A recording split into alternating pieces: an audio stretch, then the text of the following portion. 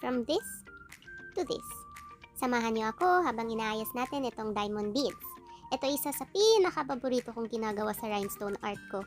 Nakikita ko kasi lahat ng kulay na gagamitin at mas lala akong na-excite talaga simulan. So ayan, pinupuno na natin yung bead organizer para mas mabilis at madali kong magawa yung design. Kung matry nyo lang ayusin yung beads ng ganito, ma-addict din kayo katulad ko. O ayan, ganda talaga ng mga kulay. O, kaya din siguro madaming bumibili. Naaakit din sila. Ayan. Wow. O, kape-kape muna kahit gabi na. Ayan, tuloy natin. Malapit ko na matapos. Konting-konti na lang. Na-try nyo na ba mag-rhinestone art? Kung isa kayo sa mga valued customers natin, comment nyo sa baba yung design or photo na natapos nyo. Ayan, tapos na. O, start na natin gawin yung design. Best part talaga, magdudut-dut na. Abangan sa next video yung paggawa natin.